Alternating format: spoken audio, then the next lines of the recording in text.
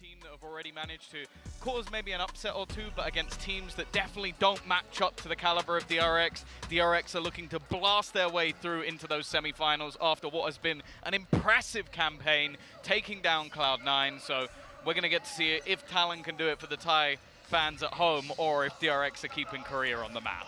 Well, it's time to kick this one off. We've already seen the barriers go up, but a very slow start out of DRX, expecting some aggression perhaps. But when they see none, the call is made. It's an A hit that they're looking for. Viper wall set up and fired through. They're going to have a ton of utility waiting for them there, but no players. Bar those spams on the cross, and the occasional nano. They should be safe enough. They've almost dropped Sushi on the return. This is a pretty bold call. He's managed to find one just with his nano swarms though, so that's something. But yeah, playing retake versus DRX, who are one of the best afterplant teams in the world, you've got to have a set plan, and already looking to try and force RB out into the corner. He's got Marco for support, and he's managed to dodge that aftershock. The Viper wall as well, already helping him out. The trades aren't going too badly until the cavalry arrives. 2 kills off the back of the nade. Well, Foxy left alone. Yeah, Buzz has got the nade back online again because of that double kill. So the second that he's spotted, he's in a ton of trouble. You've also got the post-plant potential of just lobbing it through. All that means he has to move pretty quickly. And that makes it all too easy for DRX. 1-0 as they take the pistol here. We're looking for TALON to have a good start because, look, DRX are the kind of team that can definitely run away with a series. The number one thing I'm worried about in this game is getting inside their heads. I was speaking to Kan Yang yesterday, and he certainly seemed confident at the fact that, hey, this team's from our region. We know how to play those mind games. Yeah, that's the thing. They know how to play the mind games. They know how to beat teams from their region. They've been doing it for an incredibly long time, making it to numerous international events. But TALON, this Xerxia core, have always been good at pulling off those upsets. The only problem is it's normally earlier in the tournament. When it comes to the late game, they're going to have to throw in a bit of spice. But Ascent was always the map they could do it on, and that will be our second in the pool. I could have expected Garnets to go for a bit more aggression, but he has peeled back after a little bit of initial B main. And they're looking for a north side crunch on the back of the utility they'd seen thrown down and where it came from. I think maybe there's some bodies for them to fight there. But it's a retake A again. Yeah, the turret's seen them on A. Players are up, trapped inside of the dish. So a retake here is the best play. And I mean, realistically for TALON, they've got these players boxed in. You know, they can force the exits. If they're going to actually try to blitz in and take the fights, though, you know, you've got classics. It's going to be very hard to get value out of this round. Yeah, I'm looking at Garnet with a couple of stuns. That might be enough to actually just hold some players in. The thing is, though, I imagine DRX, especially with their current plant spot, are going to be able to exit fairly quickly and not to have too many issues on the way back through. I am also looking at Foxy with a fragment. So they might just try and throw that extra utility in just to try and hold them into the site. And with DRX picking off a couple of players here and there, I don't know how much damage they're going to be able to do. That's got to be coming close to a record. On Buzz, he's managed to find himself his 4th kill. There it is, finally. That's his first kill with a rifle. First kill with anything other than a nade, you know? And his first 3 kills here, all coming off the back of a free piece of utility. Certainly being a scary player to come up against when it's that, but he's cleaning up low HP players. Ultimately avoiding fights being taken by his teammates and allowing them to survive, you know, with a lot more guns. They don't come out of it in too bad a shape. Yeah, I think as well, early round, maybe you can get those sort of expectations. It's an agent that he hasn't played massively, one that we sort of lean him towards into the jet, so I'll be intrigued to see how his raise actually looks now we have weapons on the other side, but with still a rifle in his hands and the rest of the team full investing into SMGs, there's still a chance. And they're just doing it again. They're running straight into the same A setup. Yeah, they certainly are. This time, though, there's a little bit of a difference. The flank play coming through from TALON is quick. 2 players looking to move in. Killjoy utility positioned slightly differently, and this is to not be removed and instead delay your opponents, allowing that flank to come in a little bit quicker. Plant has come through, but this is all part of the plan for TALON. It's the main aggression. All 5 players will be coming from here, essentially becoming the attackers in this round as they open the door, create 2 different avenues, and the angle nets them the first kill. Smoke's removed. The blind fire and the molly, though, that's going to cause some problems. I mean, time starts to be the real issue, and with weaker weapons, and players running into them, they might actually be able to net a lot here on DRX. Just comes down to whether they can win those opening fights or not, and so far it is back and forth, but with the damage done, Stax has to be the one to clutch this out. 1 versus 3, Stinger in hand, he'll catch the diffuser. But the time's not quite that far gone. Yeah, still made this round incredibly costly, taking down 3 weapons and having plenty to buy back up with into the next round. It's not a bad retake from TALON, and I like some of the ideas, like using the knife to almost distract as they go through the door, basically create a couple of angles that have to be hit, but even still, just almost turtling up on the site, a complete variation to what we've seen in terms of DRX so far. I do worry now that the guns come back in if it's going to be the same success for TALON. Yeah, you know, the reality is DRX in a round like that, as you said, they take a different approach because they got the weaker weapons. They're trying to use their numbers to their advantage. They're seeing that full push come through. They're fighting the B main angle. I guess the problem for now is that although the delay has been there, they haven't really found that early engagement, and now they're seeing where that aggression's been coming in from. TALON did this in the previous round, a little bit slower. This time, though, with an orbital strike, they are going right down into their spawn. Mako isolated, and he doesn't need any help. He's just stopped them all by himself, and a 5v3 comes out of it. TALON, that was an attempt at something different, but one I don't think we're likely to see again. Well, yeah, they basically just used the stim of Brim to just sprint all the way down through tree. Tried to win some of those opening duels, but that's the thing. There might not be a Sentinel on the other side, but Marco, you watch him on a map like Icebox, he's always fantastic on those lurk plays. Now it comes down to Sushi Boys. What can he get done here?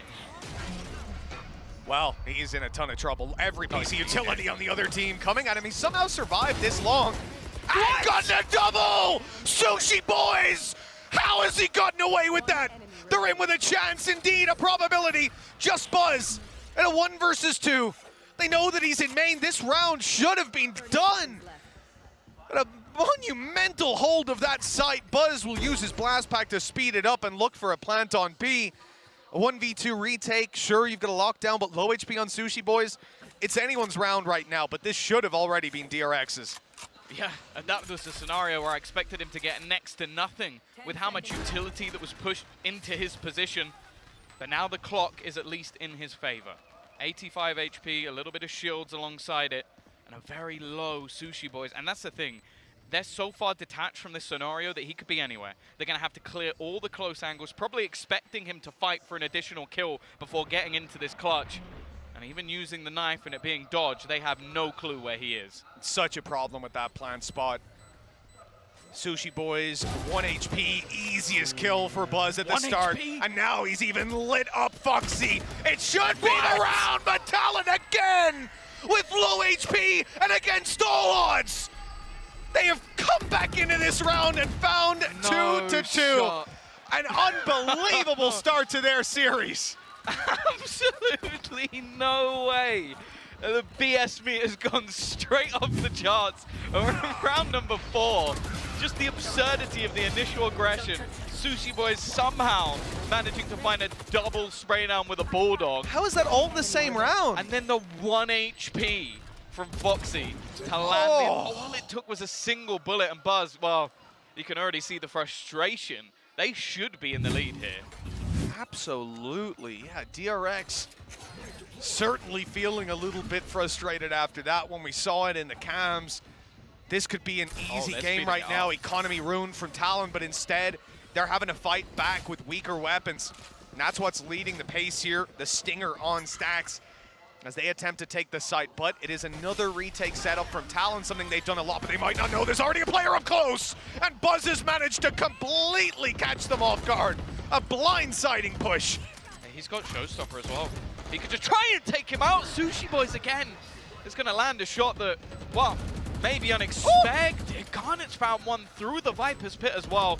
This advantage diminishing, and even though this pit is in play, if they can find Marco, or more importantly, force him out of it, using that lockdown, this could become a problem. Already one going back in the other direction. Garnet trying to slide across and catch them, and somehow we've ended in a 2v2 with more utility going down! He has got a double off the back of a snakebite in combination with a Nightfall. These rounds are ridiculous. And the worst part is, and I'm sure we're going to see a replay of it, just keep an eye on the KO. He had the knife in hand, went to throw the 0 point through, and just a disaster. It comes in a second too late. The snake bite was already fired. Here it is. And then the suppression comes in, but the round was already over. That double kill, clean. It was their only chance to get on it right there and then. But that's the thing. The Viper's Pit would have already brought them low. The Nightfall made sure they were low. And they wouldn't have heard the snake bite either because their sound was removed. It's just a filthy combination. And they're just continuing this bombardment of the A site. They're running it down again. At the end of the day, we said it, this team's playing the retake. Hold on, though, this time they're fighting right away, running out of the spawn. They weren't on the site a moment ago. And now TALON are mounting a full defense. Just pistols here, weaknesses all around. And Cruz is left in what is a 1v2. Stacks now passing away. The Cruz retrieving a rifle. Ammo is the main problem. He would have won that round without it. A headshot needed to RB, but he's gonna TP. It's a fake TP, no it's not, okay. He's going all the way, committing it on the B site, grabbing the plant, and setting himself up. 150 HP versus 22. Again, positioning unknown. A completely different afterplant to the last one we saw. Sat back up in the tower, just waiting. And they might even just consider on Cruz that it's going to be the same position as before. Only 22 HP, and the timing's going to go the way of RB. Perfectly positioned, and this time they win the clutch. But again, that was a light investment. That was just some pistols. And TALON still make it incredibly close. Oh, they do. Yeah, the fact that they have everybody sat in the defender spawn and they just come running out to take those fights, pistols in hand. That scrappy duel was all they needed. Bridge the gap of those rifles with just sheer numbers. One enemy remaining. And this, if there were 3 more bullets there, that round could have been over in that moment. We end up going all the way back in 4-2. DRX, they've stumbled. They've had some faults, but despite that, the lead is still most certainly theirs. And Cruz off to a flying start on main, but they've traded him out immediately, and it didn't look like he had any sort of way out of there, any support, just a brave B main push that's now left B wide open. Yeah, he loves just running it down.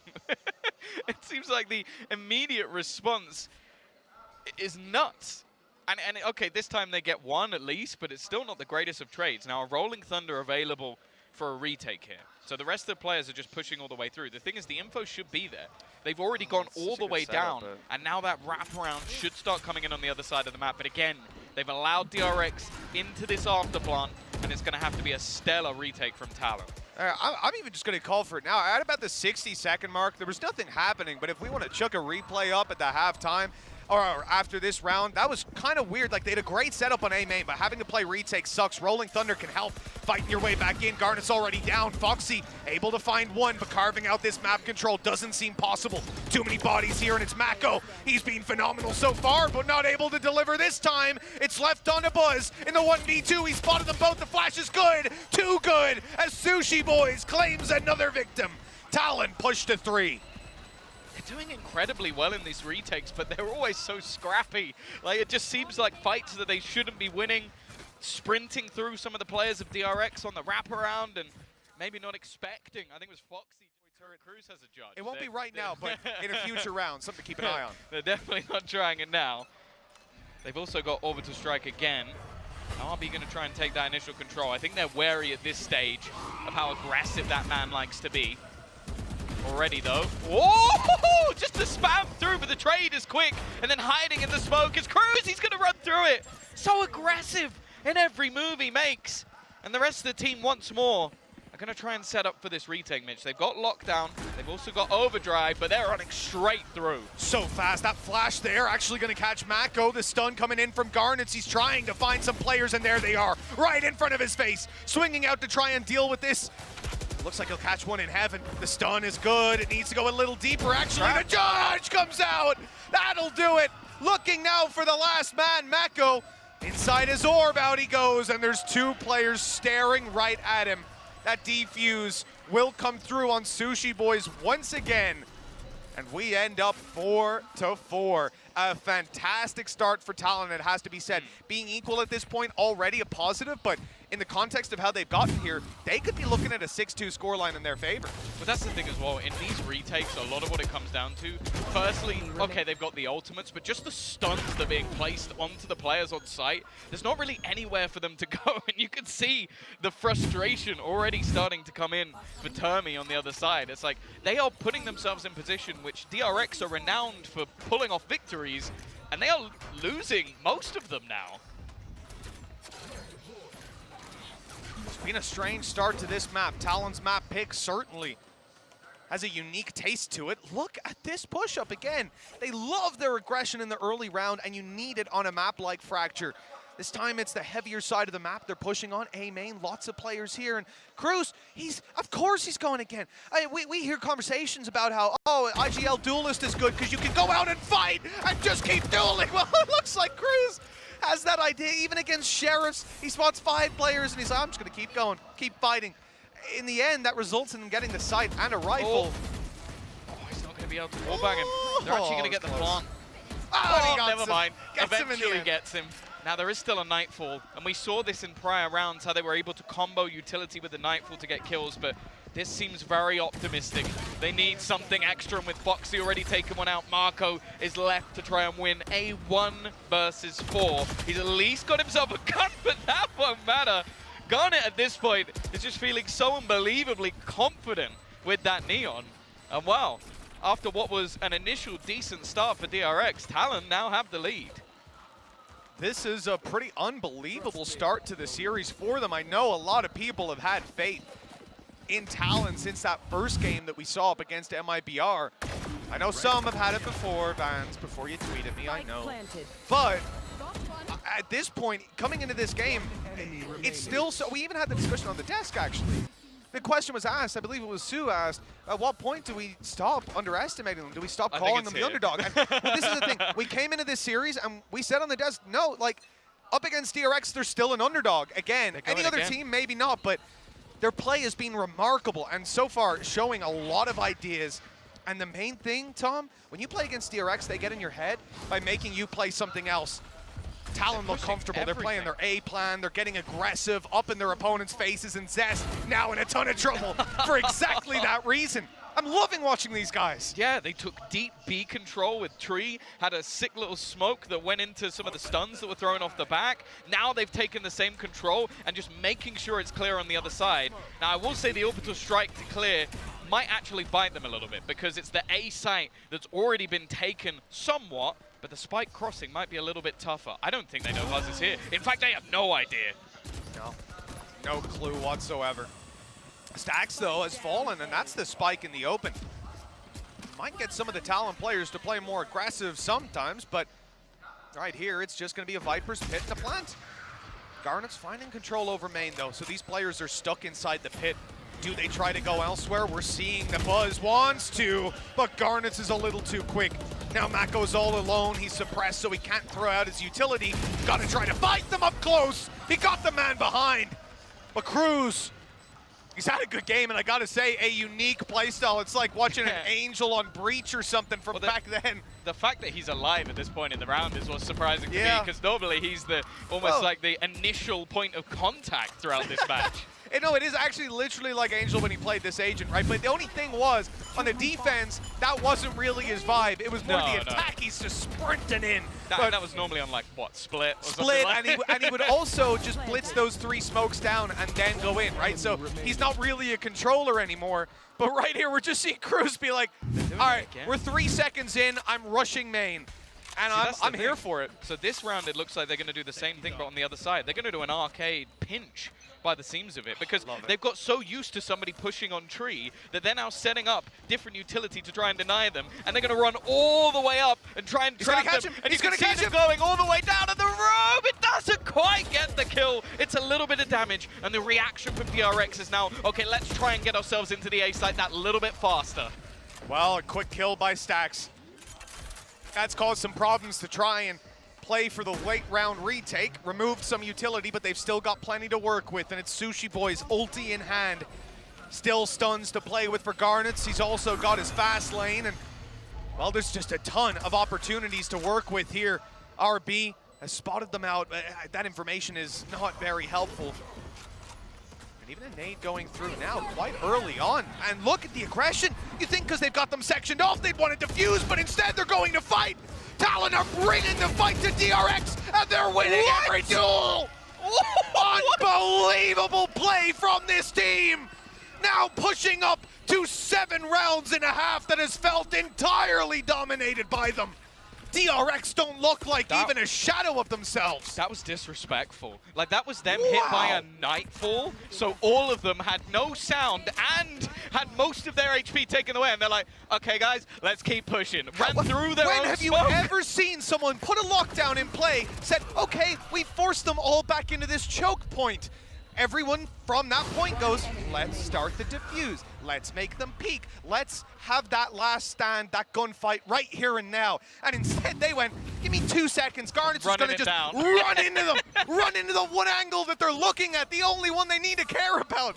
Unreal. It might be because the nade was on the way through, but I think they had that plan all the time. They've now got a Killjoy operator. Like, they really are doing everything. What has just happened? Cruz has just sprayed down 3 players. This team is lighting up the server at the moment. They lost a pistol, and by the looks of it, DRX are still only going to walk out with 4 rounds, unless RB can pull off a miracle. He's now stunned up. He's picked up an op. He needs to hit a no-scope, and it's just not happening. Talon, 8-4 in the lead. This is absurd. This is not the way that I thought this game would go. 8-4. It could easily be even more with the way Talon needs to make a comeback, walking out with 4, with the 8, excuse me. You know, the funny thing as well, just look at that timeline. The 4 rounds that DRX got right smack bang at the start. The pace of this series fully behind Talon, but mainly they had a pistol under their belt as well. DRX had nothing to say in that buy round. I don't know if we're going to... threw out the boom bot, and because they dodged it, because they sat back, DRX don't realize that there's anyone here. So they're just going to walk all the way up. Buzz has started to go back and try and check for this, but he's only just making the realization as they full execute into the site. I've never seen DRX look this uncomfortable setting out in a series. Cruz, on the other hand, delivering again and again, but just the 1 kill for him this round. As he goes down, so too does the Spike. Small consolation prize for Talon, but they want a bigger prize, looking towards the spawn. A bounty on Zest's head. He's trying to fall back, but there's just too many players coming after him. Good map control, but they've still got the advantage on DRX, fighting their way back in.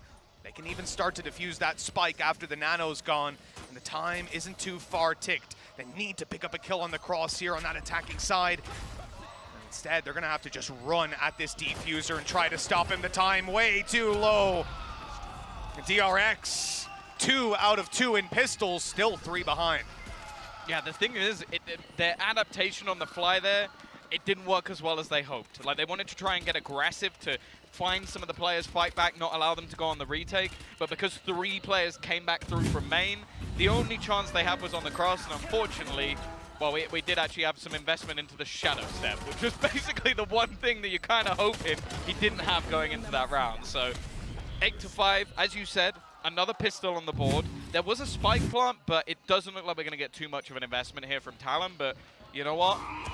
They've made every round close in this game, whether they've won it or lost it. So I'm not going to hold my breath just yet. Well, that's exactly it. If there was a team to make that second half comeback to look like a completely new unit, it would certainly be DRX. On the defensive side, it feels like that's typically where you should be the one getting the pace set by your opponent, right? You shouldn't be the one controlling it. From what we saw of Talon, though, here on Fracture, it's definitely a possibility. They've taken the orb, and they're gone runabouts.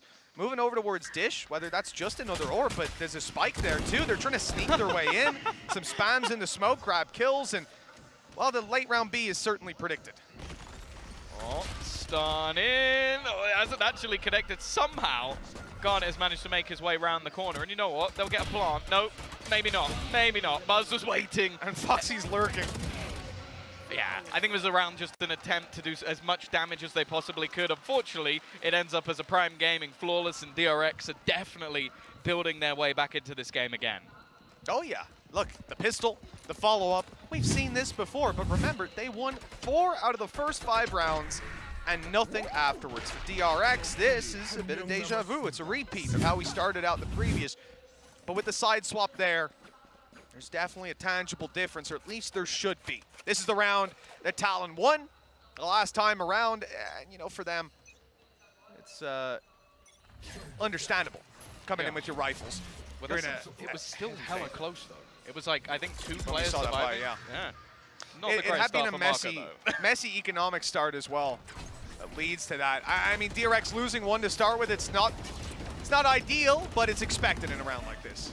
Yeah, and already, again, Garnet taking the space. Good work from Zest, and Buzz has been picked off. Again, these rounds looking incredibly close, but Zest should be screwed. Lives a little bit longer than maybe I was expecting. And Stax, he's expected. He was the one sort of point of contact, but he somehow wins that battle as well. Yeah, this is getting way too close. This round should already be tied up neatly for TALON, but instead DRX are looking for a very early comeback. That flank from Foxy, expected as well. He's actually looking at this angle. RB, he's got a galaxy brain, but he turned away at the wrong moment. Luckily, the shot whizzed past. He won't be dropped in main. Jitboy survives, and that's the spike denial. They know now they've got this with a Rolling Thunder. There's no way. And you know what? He's not going to try and deny that fuse with an aftershock. Instead, the Rolling Thunder's put through, committed for the round win. And at a crucial time, because TALON should have won that one with confidence, and instead, they lost 3 players and an ultimate. Yeah, it's about the same spot they were in the prior. The thing is, they did then go on and manage to clutch the next one with 1 HP, I think it was. So 7, we've seen them go incredibly close in a lot of these rounds, and now 9 to 6. Is there going to be a response from DRX? We expect them, to be honest, taking this one not easily, but cleanly. And thus far, TALON have shown they are more than a match for DRX. And I mean, it's no disrespect to the side of TALON in saying that. It's the regional history of DRX and their performance thus far. He's just walking it. He's just straight up walking into the site. The rest of the team coming through the other side, but he's getting so much ground. Sushi Boys might be able to do a huge amount of damage just catching them on that rotation. Not expected, but somehow again, that's 2 rounds in a row. RB should have been dead, and somehow he's still alive. DRX ending up with a kill out of it as well. The numbers just extend further and further in their favor, all thanks to Stax. Quick 3 kills and an end to that round with DRX pushing up to 7, 2 between them. Still very early days of this half, and you know, we're coming up to the point where TALON started to run away with it, but that right there was a fresh-faced looking DRX when they rolled into that site. But that's the thing we've learned with DRX over the years, is that ultimately they probably have one of the best mental fortitude of any team out there. They got absolutely spanked on the first map yesterday, came back and did the same in return. We've seen them, even going back to the likes of Champions, be really far down versus Furia, turn that map into a victory. So being a few rounds down is not something they're going to be too worried about. Whereas for TALON, this is when you need to close out. You do not want to go on to DRX's map choice, letting a game slip. I mean, it's already a fact for TALON. They've got to be regretting the fact that they've lost both of those pistols. This is a completely different game if that first round of either half goes into their hands. But for now, DRX are using those early half foundations to keep this game competitive. When it comes to buy round versus buy round, the ratio is stacked very heavily in favor of TALON. Again, though, the sides have swapped, and we have seen a significant slowdown. I mean, TALON were suffocating DRX when they were attempting to attack, but now that TALON are mounting the attack, they're certainly running into a lot more resistance. So, not the same kind of defense that they were playing, but oh wow, this is going to be a speedy one. Oh, he's almost just died to the utility, and well, Stax, I think, took away his ultimate. Marco lurking within the smoke, starting to take a lot of damage, just 40 HP remaining. The thing is, though, you can still tell that DRX is tentative to go on the rotation. Stax, though, has just started to connect his shots. A second dropped already, and well, the rest are still stuck by tree. There's just no need for them to rotate, right? Like, they don't lose players. There's no gaps that they have to fill. And for them, on this defensive side, okay, you lose the one, but 30 seconds left. They're still keeping themselves in an here. easy spot. Now this rotation comes in, but indeed, even though they've rotated RB, he was just watching the door, something he'll still get an audio cue for. He's still close enough to hear, and he's going to be on site to help with this cross. So he can well, unfortunately Buzz is going to be forced in the open, so he has to fight. But here is where things are, no! RB! Oh no, this is horrible. And he's gone across now. RB, I don't know how he survives in half of these rounds. There's been about 4 times already that he should have died, and well, this time, if anything, okay, a rifle save for Jit Boy. It doesn't matter too much, but even still, that was horrible. I want to bleach my eyes. That right there was RB playing time. Don't worry about it. He knew. So it was 4 of the first 6 they won last time, DRX. Now they're on 4 of the first 5. Not too bad. Let's see how the rest of this half goes for them. Rifles up on Talon. As we said, ultis online, close to a null command. And early round, they are making their way up to Dish. That orb is theirs. We should see a null command online. Yeah, they're going for control is nice though. Just having that might be able to deny the lockdown. It's dependent on whether or not they actually need it. The dancing man of Garnet was just the distraction. And now Stacks, well, he's managed to find one on the other side in the orbital strike. They've used it just to try and get them the plant guaranteed and deny a little bit of extra space. And DRX has said, you know what? I'm not about this life. I'm peacing out. Well, in all seriousness, I would love to see Seth break down that one because that was actually a gorgeous round. Everything about that for Talon, the fact that Garnets just serves as a distraction diving into the site, not in 1, but 2 kills.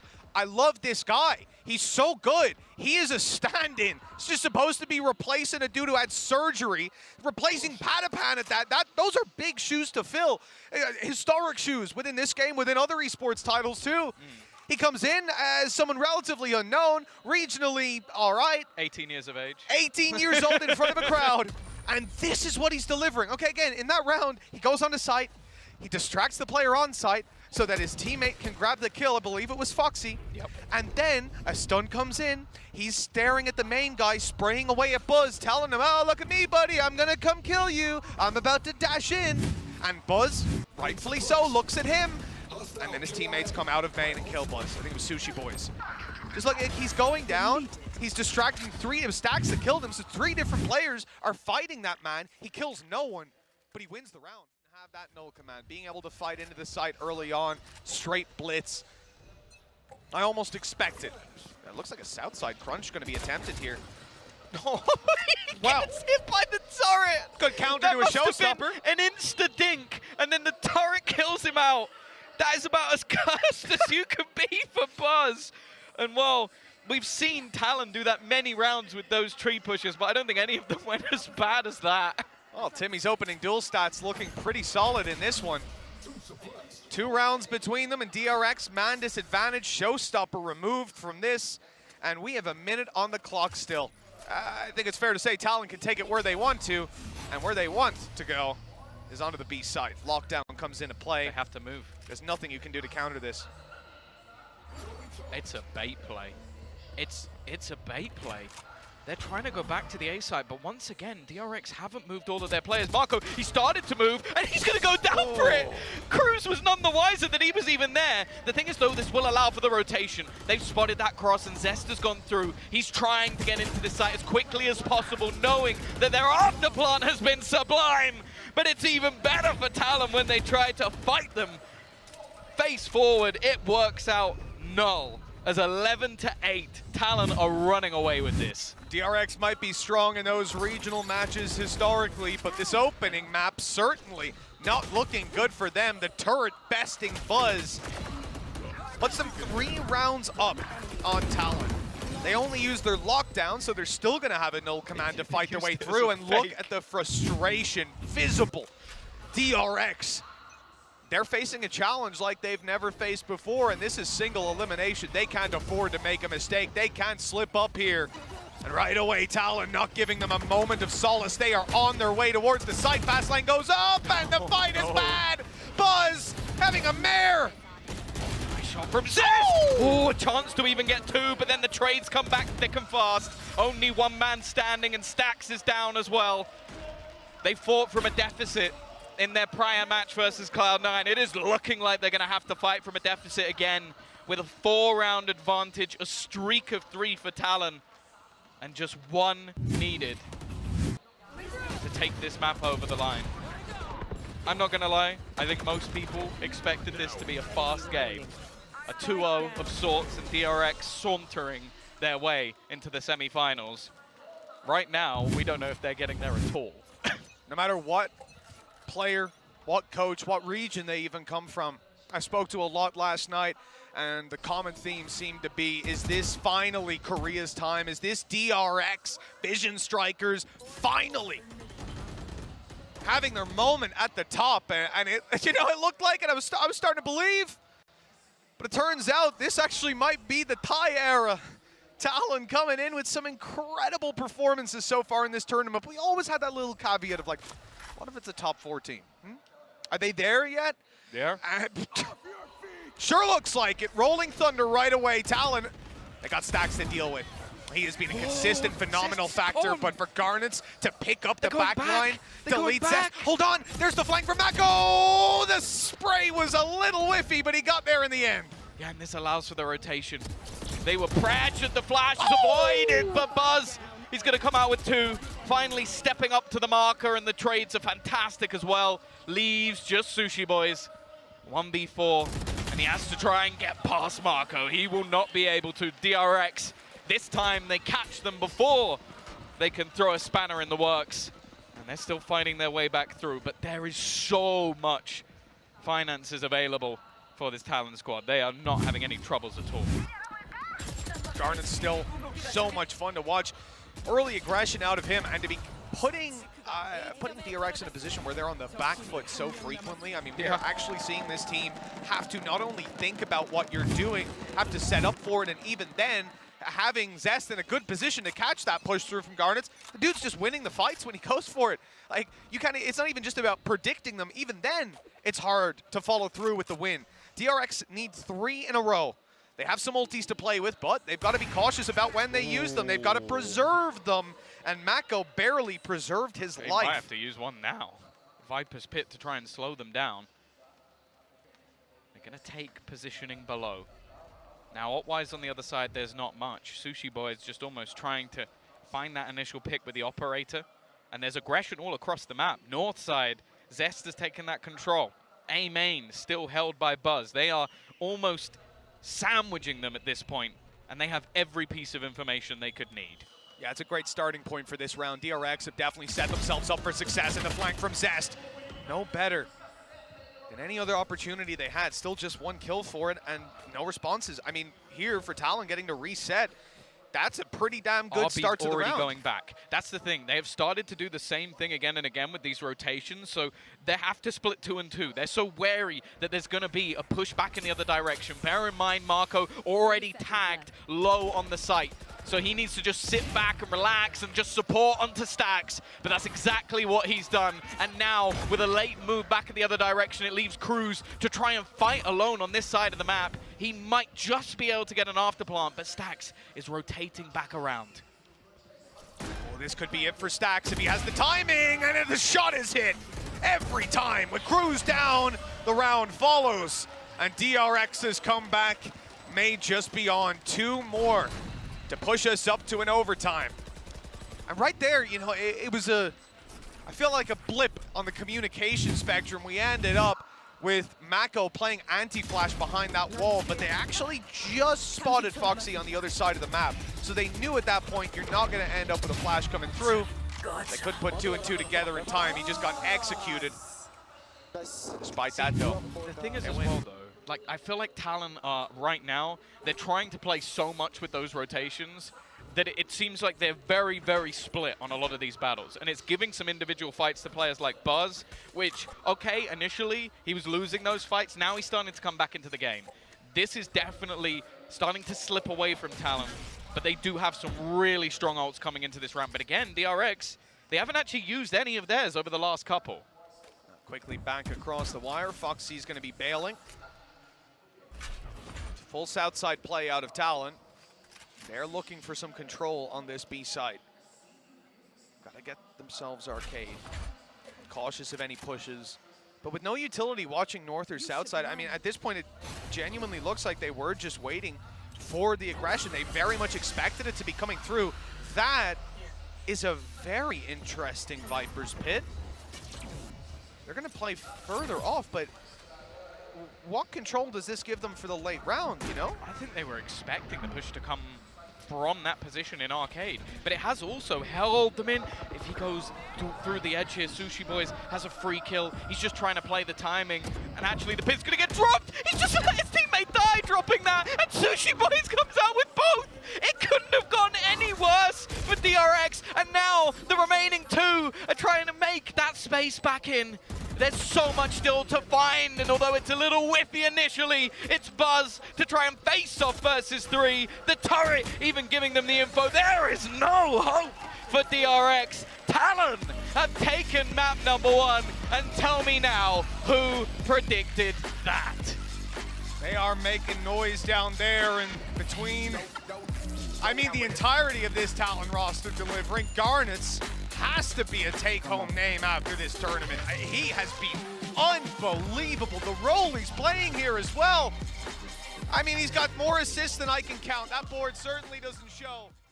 Of the roster can take down DRX, who have always been good at this map. Well, that's exactly it. But look, with a map under their belt already, TALON got to be feeling good about their prospects. We saw DRX win both pistols in the previous game and still failed to walk out with a map victory. That is crazy to see, and TALON will be starting this one off on the defensive side.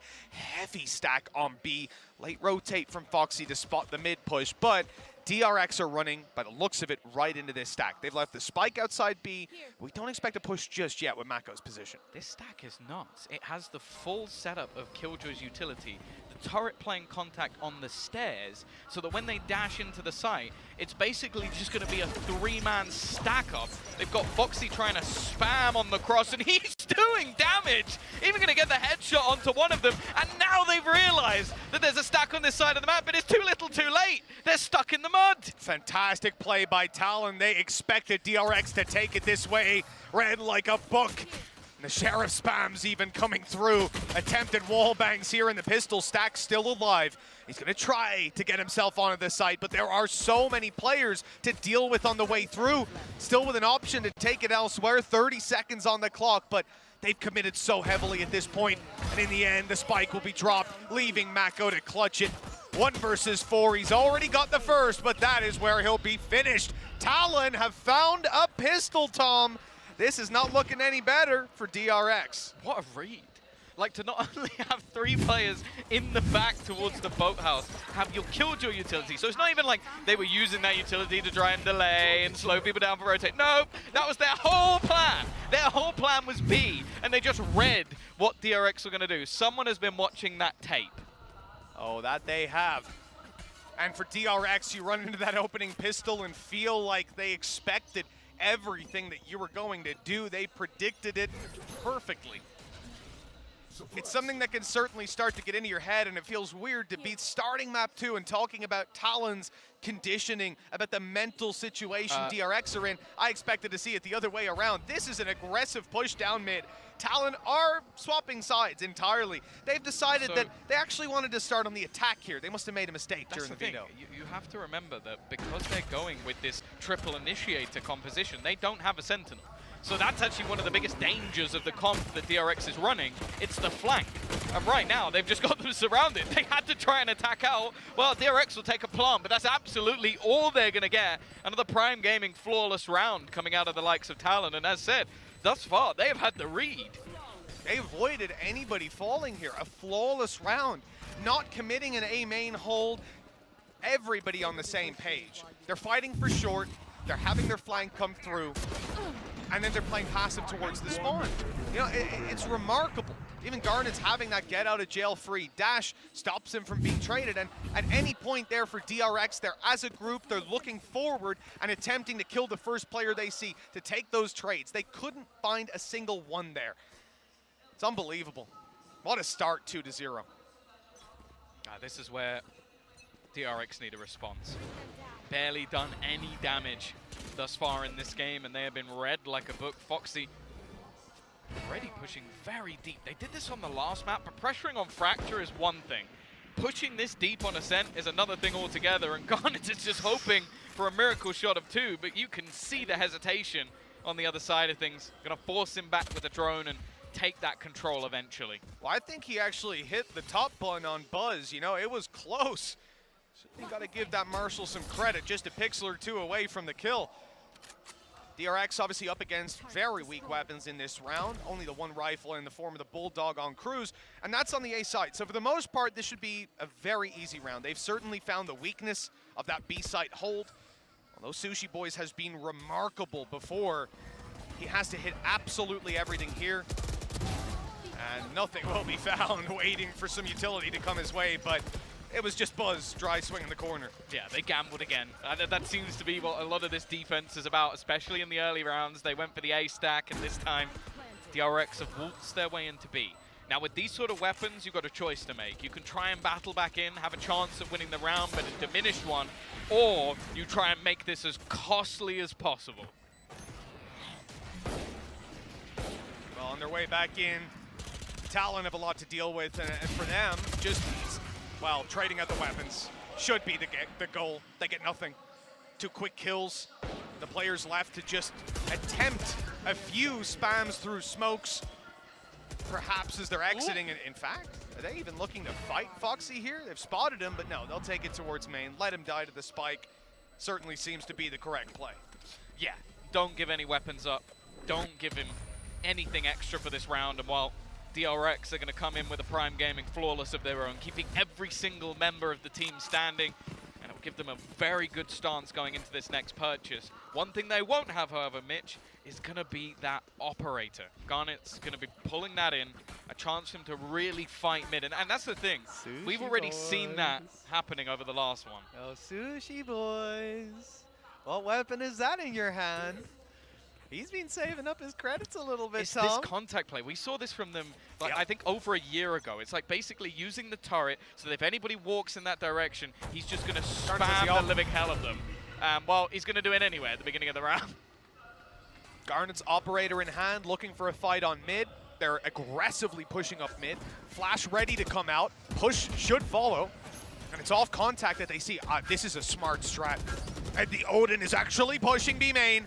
They've spotted so many players on mid. The call is made. Let's just go. Let's take the fight to them. They attempt to push on short. They're a little bit late to spot Cruz. He's good for 1.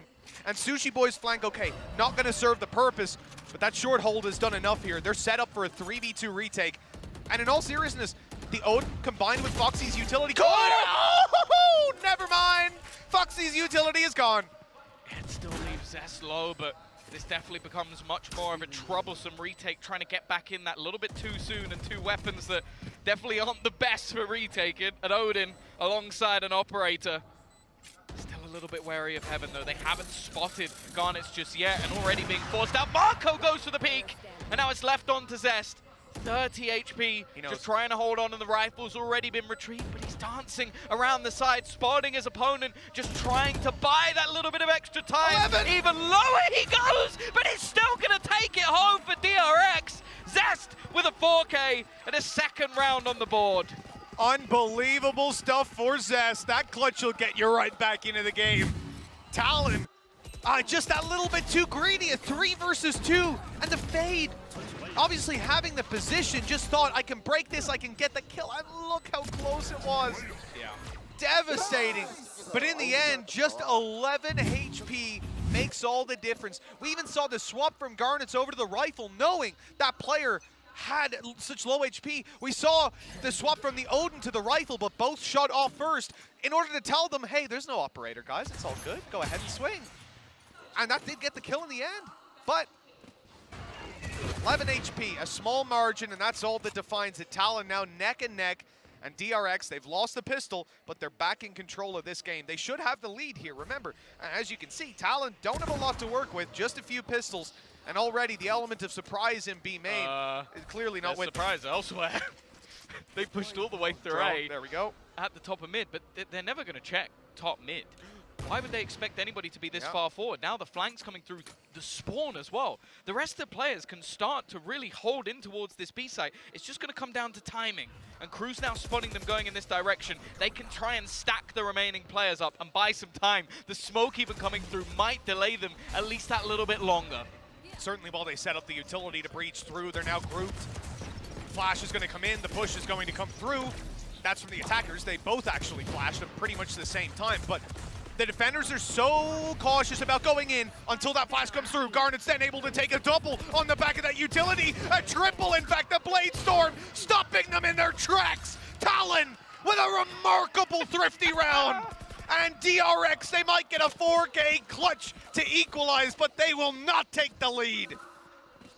This team is just brilliant. They're brilliant. They're reading DRX so fantastically well. These deep pushes into A, because again, they don't have a sentinel. They don't have that utility that they can place to hold onto their flanks, so they are just bullying them with it. They are taking so much control early. They then get that Blade Storm on from the first kill, and then they have a paranoia from behind just to leave everybody blind. It's fantastic from TALON and DRX. They're going to have to change up here. They're going to have to slow down and play more default, and they will! Oh, it's so sick! Every setup is sublime. Crew's even TP behind them, but DRX recover. All of a sudden, this is a game yet again, but in the corner, Sushi's caught. Not this time. All on to Foxy in a 1 versus 3. DRX with the immediate response to that early round aggression that, well, I thought had really sealed this round's fate, but apparently not. What a recovery. Well, Foxy, not much of a chance here. A player sat passive, waiting in the back. Stuns being put through, a smoke to try and run past as well. The rest of the players are just sat outside, almost waiting for this time to tick through, not giving him anything, not giving him a chance. And Buzz, pretty much the savior of this entire round. I will say though, that setup was gorgeous. Just using his own smoke, having the haunt over the top, but the thing that seemed more perfect, and it's actually kind of what bit them, the idea was sublime, it just didn't quite work.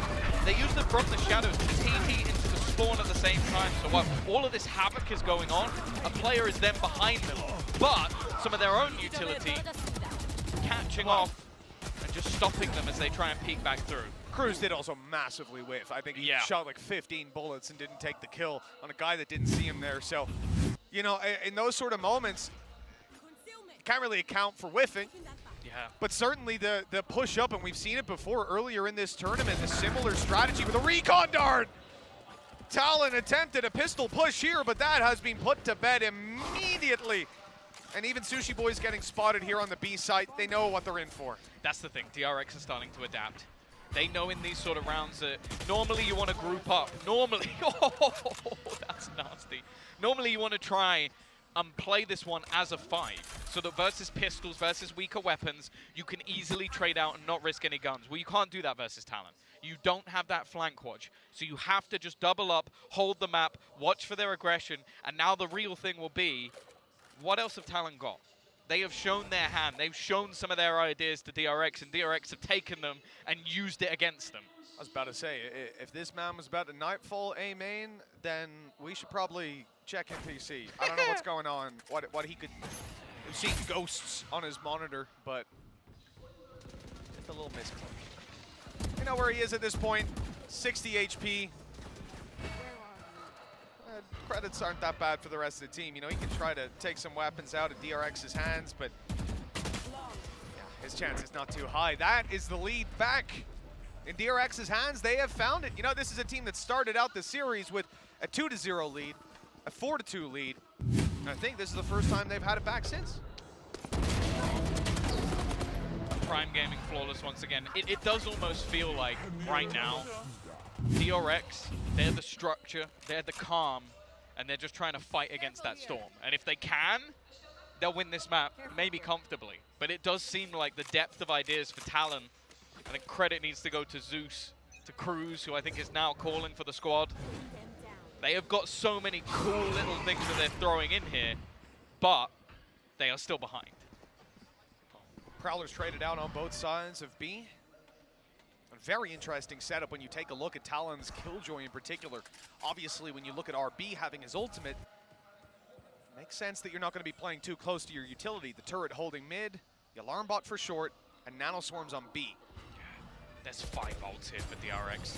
You have to expect this is a round they're going to take. Do they expect the player in the corner? They've dashed past, but they've not cleared it. A chance for Jitboy. He comes out with 2. But even still, Buzz is doing well to trade things back. Looking a lot better on the Jet at the moment.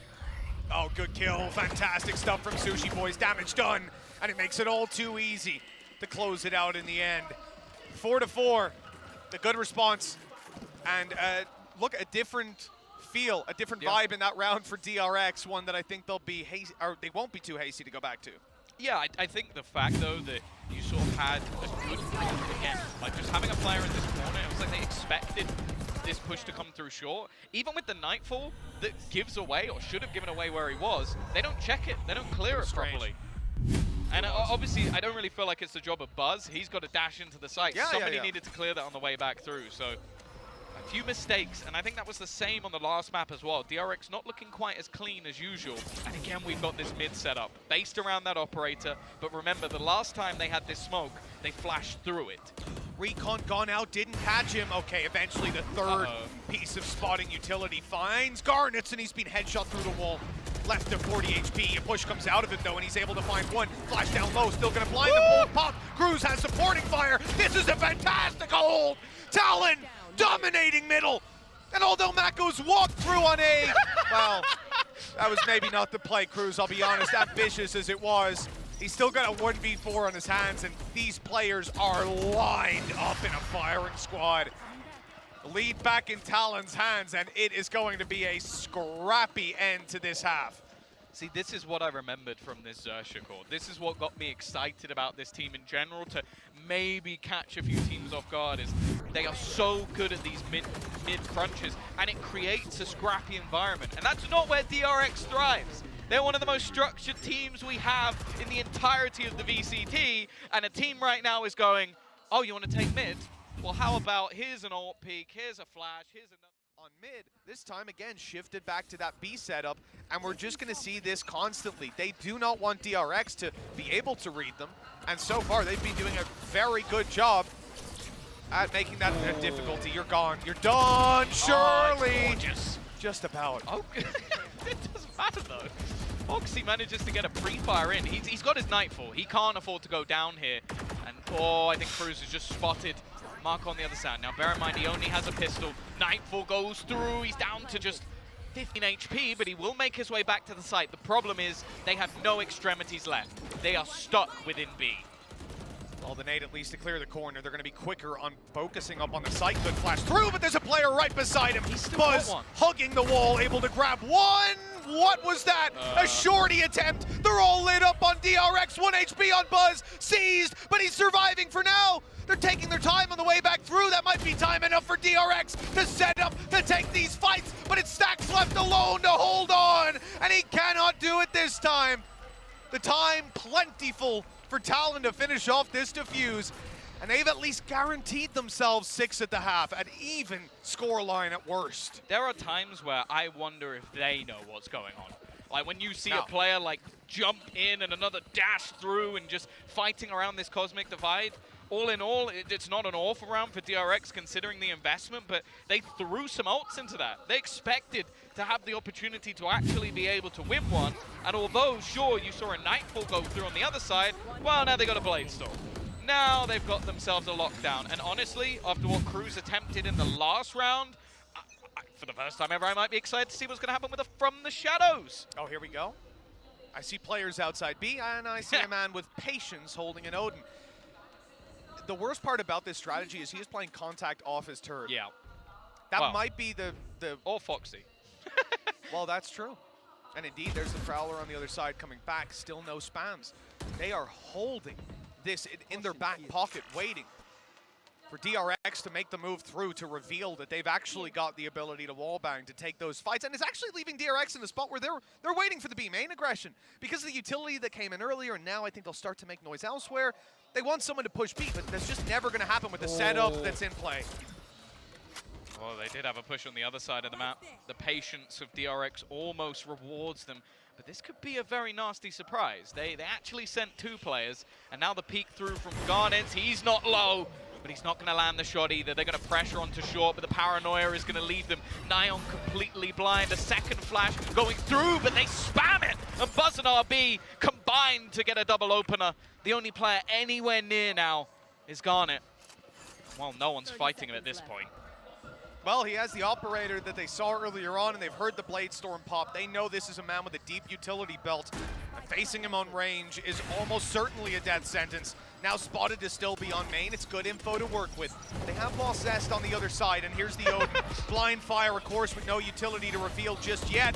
Has to rely on just finding it through look and predicting their positions, the lockdown to force them out. And right into the hands of this operator. Focused in, but they've got a nice spot to play in the smokes, keeping them alive for a moment. He's waiting for the angle, and he won't land a shot. The defuse is underway, though, and they need to run it down halfway before RB can land that kill. And put 5 on the board for DRX.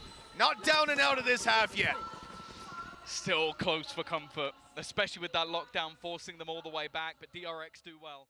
Next stages of this round, but for DRX, it's looking like much more of a default, much more of a patient affair as they spread out, waiting for what Talon has to offer. The players outside B, they've got to be careful already. Wallbang's coming through. Sushi Boy is not on the Odin this time. The threat is a little bit lower. He still hit Buzz. Like, he still hit him. If that was an Odin, it could have been the kill. But the finances here, the real issue in this last round. You know, Chip Boys is even having to play with a stinger in hand, focusing on his utility for his teammates instead. Garnets is going to be forced out of this corner by the looks of it. Again, that drone coming through to cause problems, and it's even going to be revealed and taken down. Huge kill. Yeah, finally able to punish him for his shenanigans. Operator actually picked up by Foxy. He goes straight back. No fear from this man. Okay, he's tagged desperately low, but that is a worthwhile trade to get rid of Zest. Get rid of a lot of that utility, and again, right place, right time, 3 players, flash through, they're waiting in the smoke, but every kill goes well the way of DRX, other than the TK. Cruz still fighting around the edge, but RB is doing everything. And now Foxy, we saw him tag low, 1v2, to try and gift his team the half. He could be coming from anywhere. That's the upside to play with. But you also have to remember, RB's gonna have his knife. I think it should still be 20 seconds or so away. But it won't have a chance to come back online. That was only 5, so that would have been a disaster anyways. 6-6 at the halftime. DRX have done well to come back into that. They lost the pistol, they've kept it even. I think, for now at least, they can come out of this with a smile on their face, especially if you're anyone but Buzz. You know, he got team killed that round. I'm sure he won't be delighted, but it is what it is. Well, they have managed to weather the storm. They've managed to fight back versus the craziness of Talon, but they're gonna have... The reality is their defensive side is where we expect to see them mount that incredible stand. Here on the attack, it's a bit more of a challenge, and DRX are known to be strong on the defense. We'll see if Talon can break through that near impossible hold. DRX running. They might not be ready for this pace. I mean, this is so quick. They're already flashing into the site on the reload. And Zest, okay, does well divide threat. He's still going as well. 18 health. And he's trying to hold the site while his teammates sprint from the other side of the map. Any damage here would be massive. And now he's got some support, but Foxy's found a kill from the connector. And with him on 18, this is getting very dangerous. Shock Dart goes through. It might be perfect. Zest has got 4 already. 1 more to seal this round for DRX. Foxy's trying to play it patient, expecting his opponent to maybe make a misstep, but this is an unorthodox position. In this sort of stage in the round, he's going to give it up slightly, make his move, try and use his utility to almost bait his opponent in, get that little bit of extra information, but it's cat and mouse, and he's looked away as Foxy starts to make his way forward in towards the site, just 18 HP, and I don't know if you'll expect him to be here! Zest is going to get the ace to take DRX home the pistol. What a game this guy is having. Standing on the back of site with a ghost in hand, his first teammate shut down by the flash. And yet he delivers 3 kills, lit to 18 HP turns into Robin Hood, and that sneaky little hideaway on short. It was a game of cat and mouse, but in the end, Zest, he took down every single member of TALON, claimed the pistol, and has put DRX back into the lead. Yeah, I think a crucial one at that. A chance for TALON to maybe run away. There are things that Cruz does in this game where I'm like, you're mental. You're actually mental. It's all right. It's very normal for the smoke player to be the first guy going in. You know, you want that. And jump peeking into the angle so deep that they can just fully see you. Yeah.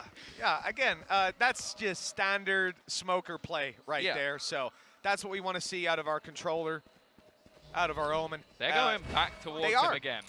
The reality is here, they found the weaker side. There's only one player holding, the problem being that it's Buzz. Or Zest, excuse me, sorry. Buzz on mid. Well, they've doubled it up at this point. But they're just farming the orbs. Cruz again is just going to go walking in, hoping that he'd found a timing, but, well, all he's found is his demise. Maybe trying to bait them that this was some sort of luck play, but DRX, as we've seen on the last map, they're not falling for these plays. They've not moved. They are staying in their formation. Foxy might be able to do something here, but no, it makes no difference. And oh. Chip boy just jumping and right-clicking. A prime gaming flawless again for DRX and the perfect start to the second half. Sitting 2-0, 2 Bulldogs to work with as well. Yeah, DRX are going to feel good about that, stealing away the lead. And now, as we said, on their defensive side, where things do just look that little bit better. We need the slow-mo on that one, thank you. To be fair, he obviously thought he was going to get shot at. He would avoid the headshot from heaven or something like that. Instead, he did look a little silly, but this is the round that DRX need to be shut down on. They're playing with 3 Spectres, as we said, just the 2 Bulldogs, no ultis even close.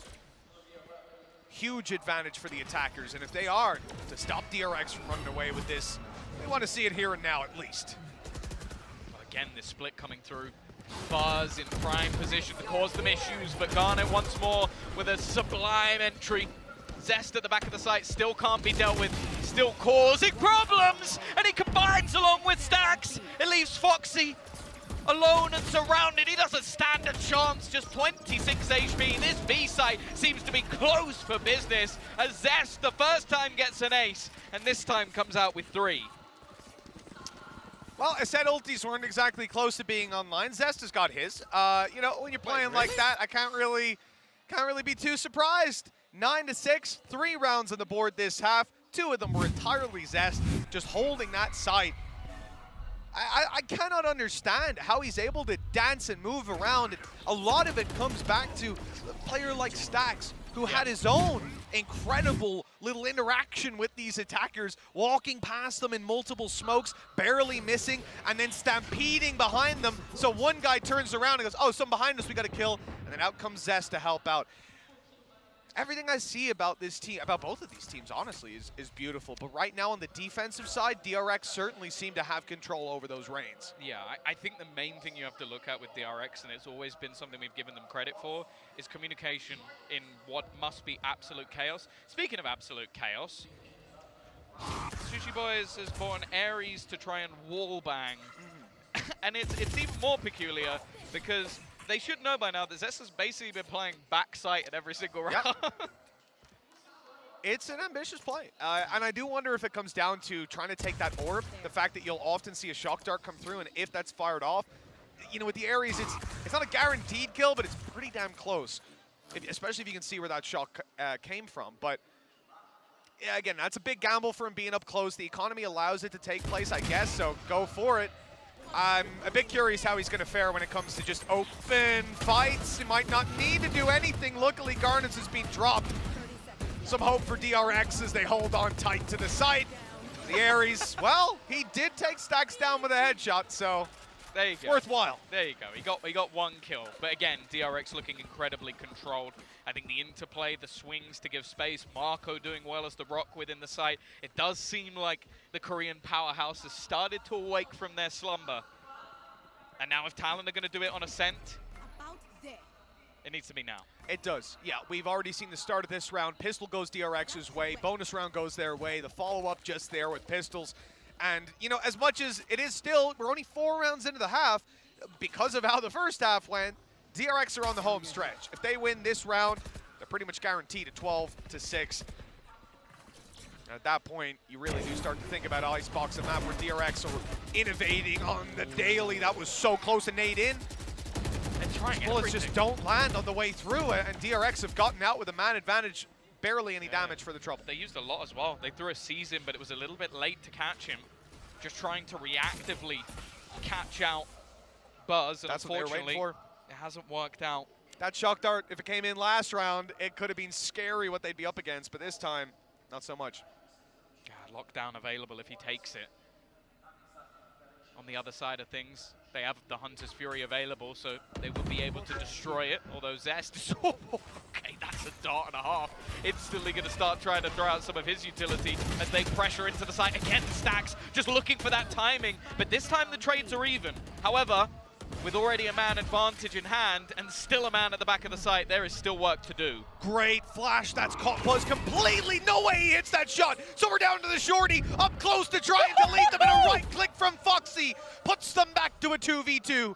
Talon, this is a round they need so badly, and it looked like it might slip out of their control. In fact, it still may. RB's caught them off with great timing. Foxy, the last man standing. A flash up and over. It buys them space, but they're up against the operator. All they need to do is trade this out, but they won't find it. Here comes the Vandal, and Foxy just needs to find one more. RB returns the fire. 11 on the board for DRX. It didn't even look like it should have been close. They knew that push was coming. They scanned 3 players heading into that B site, and then the man at the back, I think it was Buzz, just jumping right-clicked around the corner, gave them an avenue back into the round. But now 5 rounds in a row for DRX, and even though it's close, it doesn't make a difference. They are starting to run away with this map, and Talon, well, they're coming back in with what looks like somewhat of a force buy, and still a couple of ults available. Yeah, I think the ultimates are going to be the big deciding factor in this round. For Talon to pull these out would be a little wild. They don't have a ton to work with, but they do want to try and drain some of DRX's ultimates. This is a recon right up and over, has been spotted and has been deleted. No further trouble to follow on from that. DRX actually canceled pretty much all of their aggression. It's a good thing too, because they are being pressured on the other side, dealing with it very nicely. Fake TP to try and bait some players into going back the other way, but the fact is, with the spike down, Stacks, if he can hold the line, this round might be over already. Never mind. Cruz is going to kill him off. Spike will be retrieved, but they've still got 2 players to deal with within the site, and they also have a fair amount of time. On the fallback here. So we're not going to see that operator held up close. Said they're going to both play on the very back of the site. Suppression ended, and that's going to lead to the lockdown. They have smokes, but Hunter's Fury comes through, and it's Gallant on point. Oh, they know where he is. Trying to force him out of the corner, but it just hasn't worked out, and now the rotation's in from RB. They've been so good at hitting the timing through these smokes to catch the players off guard, but the fact is they're still yet to swing to the site. Damage being done, but the double spray down again. The man in the backside that can never be dealt with, Zest, is popping off. And well, 12 and 6, double the rounds of their opponents. This defensive half has been clean. 6 in a row needed, no pistols to help them out along the way. This is Talon's biggest task in this series. The streak of rounds coming off the back of dominance out of DRX, and this man here captaining the defense for DRX. Just cannot get him out of that boathouse, and it feels like for Talon, you know, they need a solution right now. I would almost be looking at that 3rd map at this point. They needed a solution a few rounds ago. They did, you know, because this is the thing, you need at least the bare bones of it, because right now DRX have a fairly 2-dimensional strategy that's working again and again, which is Zest hold. He's just finding round after round. If you're going to get 6 in a row, we need a plan that can consistently deliver, rather. So far, it doesn't seem like we're anywhere close to that. Yeah, and the thing is as well, RB has been playing fantastically well. Marco is that A site hold. Like, that's the thing. If you can leave your sort of controller player and just hold A, it makes everything else so much easier. It means you can have those faster rotations. It means Stacks can risk his life to give Zest that space to play. And now while Marco, it looks like he's going to be tested again. They've got plenty of ults to play with going into this site take, but there will be some on the response. RB actually has his own, and it's going to be popped right now. No more utility than what's being thrown can come through to play. Those nanos up and over, but they won't be activated. Not while this man is still standing. Mako! Great angle as well! He's taking Garnets! 3 kills with 1 player down in the open. And from this point, what can they do? Run into Mako and die! One after another. 4 kills for him as Jitboys finally falls. And Cruz has to do it all. Oh, he's missed his TP. The time is going to be very low, but he'll make it. Just about to get this plant in. Look at the swing, though, right away. Buzz to find it. 13-6. And the reverse sweep is on the cards. Icebox to close. Yeah, it's not a map I think you want to be facing, DRX, unless you have come up with a... At least I hope they are, because if they've tried to copy this comp in one night, they're insane. I can't remember if it was, I think it was Mako, it might have been Buzz. I think it was Mako, though, that said over on DRX, we love it when people try to steal our comms. He was thanking everyone for trying to steal their comms, right? Because this guy said that they know exactly how to counter their comms. So if you're Talon right now, maybe they didn't watch the interview, or maybe they didn't believe him. Let's find out which it is as Talon dive into that defensive side. 4 players on A and a little bit of slowing action on B, which they're going to need because this is where the push is coming in. Well, that's the thing. We saw how good DRX were on the attack with this comp. We didn't get to see much of the defense, so that will be the idea. Looking for that afterplant already. The cove will be broken and Stacks will go down. An early advantage for Talon in this round, but with the afterplant, it only becomes more difficult. Well, the blind fire is definitely favored Talon. The damage done is massive. Recovering from here is difficult. DRX going to struggle when it comes to trading out. Swinging in with low HP, the shock darts finding those kills, and with the numbers on their side and a tap on the spike, that forces the swing out. The reveal catches both, and that should be it. Defuse for Talon and a pistol found to kick off Icebox.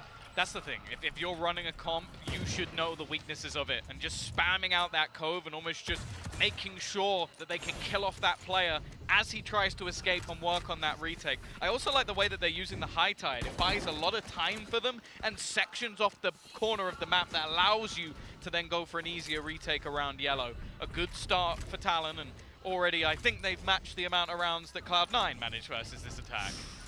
Yeah, you know, it's a little bit of a low blow. Just want to say, Vanity, I didn't ask him to say that. No, you paid me to. You demanded it. Well, after what he said last night, what can I do? You know, we had to get one back. 1-0, Talon in a very good spot to start it off, and they need to avoid giving DRX anything here with the pistols. I saw Garnets going aggressive with a Bulldog, and he scared me a little bit, but it's falling back now. That's the thing, they're using the high tide here to just take really deep control early. So the only way you can really get to them is if you go and take the low ground, which will still give you some advantageous duels.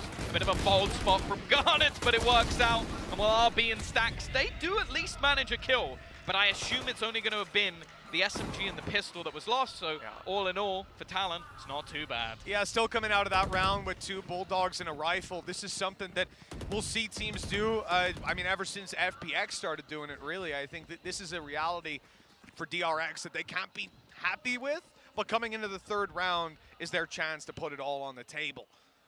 It's only the 7th decider map that Talon Garnets has faced in his career.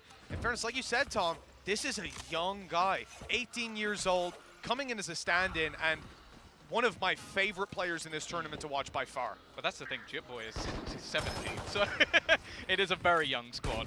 And the fact that it's sort of coming from one of the smaller regions in the form of Thailand, to have such young talent coming through is super exciting. We'll see if they can make their dreams come true with a top 4 finish, the highest we will have seen from anyone coming out of Thailand. But here we go. Cruz battling early. They've still got rifles to play with. Only one member in the form of Jitboy is playing with a weaker weapon here. They invested heavily so that they could go for this. It is looking like they're going to keep these players on A, but just as I say that, Foxy starts to make a move. Okay, it's only towards the spawn. Wasn't sure if that was going to be mid, because with all the utility they've got covering here, it's not a terrible worry for them about anybody sneaking up. The turret, the alarm bot, this is covering so much ground. It allows them to keep with this heavier stack on the A site. Should be difficult now for DRX to make that space. They've spotted one player at the back. They know Harbor's close. Starting to get a feel of just how many players are here, but it doesn't seem to deter them. They're waiting for the utility to fail, and then they'll be right on their way through. Garnet's 5 HP. He's holding on barely, and he'll even get a kill. Even a little more. Somehow surviving. Although he falls in the end, surely he's done enough. Oh, maybe not. The last man alive, Zest, 1 versus 1. Look at the HP on the other side, just 4. He's going for the plant right now and needs to stick it all the way. Jitboy's, though, coming up close, and the angle's good. 3 kills, and with a sliver of health left, he'll even get his ulti online for round number 4.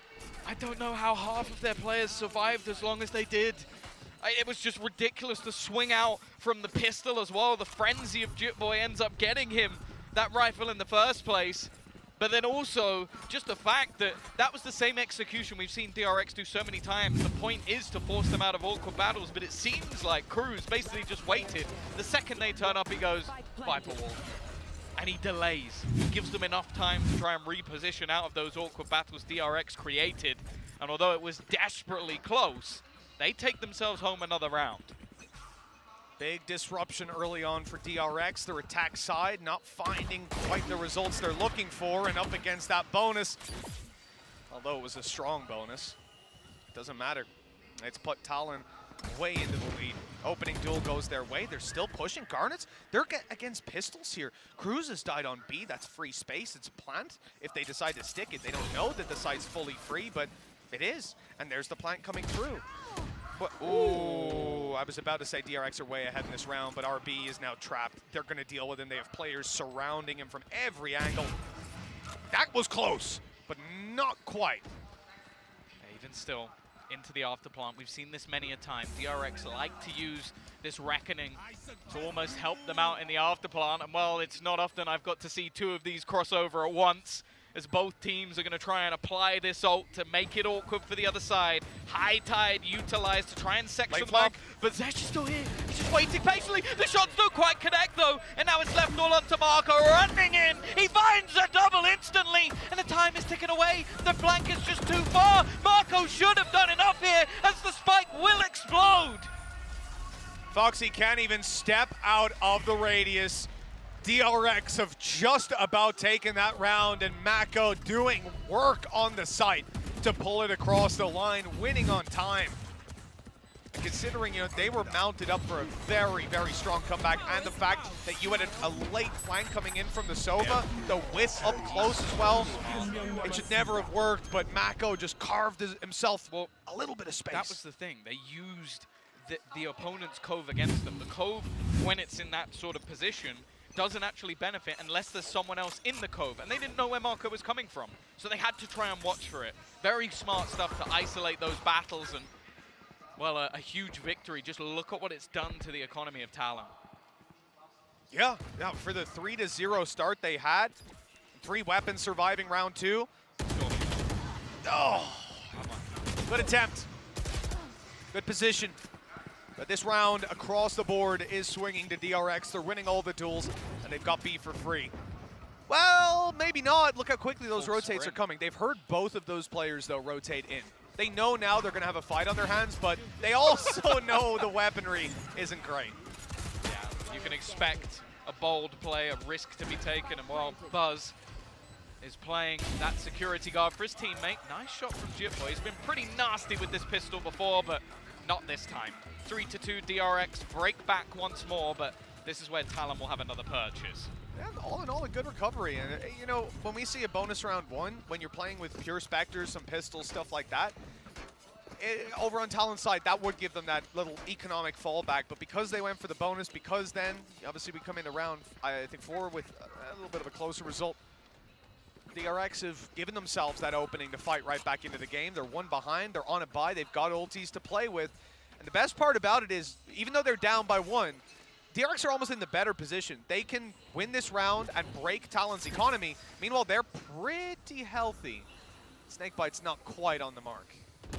Again, I love the way they're using the cascade to just clear a lot of those closer angles. They're switching up whether they do a high dart as it comes along or using the drone through it to give them that extra little bit of space. But even still, this utility has to be respected. Cruz, he's going to go down to a spam and then a snakebite. And if he survived that, there was a shock dart after as well. Just to make sure. Oh, that's a connection and a follow-up. That's the kill. Spike Lander dealt with. Possibility for so much more to come from it. But I think they might have an angle to catch RB on the way back. He's got to be careful and got to be lucky this time, though. He's made it out. Look at the ults. Already Viper's Pit, a Hunter's Fury available, a lockdown on either side. Sure, they can force him out of that Viper's Pit, but the fact is there's going to be one going through if he even attempts it. Now just making their way through already. A kill coming through for Sushi Boy. A good start, but they need to try and clear these players out of position. The lockdown being used, but I can assume there might be another, and in fact, it's going to get destroyed. RB holding, Marco alongside him. This deadly duo leaving Foxy alone. And a nice shot to at least do some damage, but the time is gone. He needs to try and just kill as many players as possible, and RB will close it out. 3 for him in the round, and 3 on either side.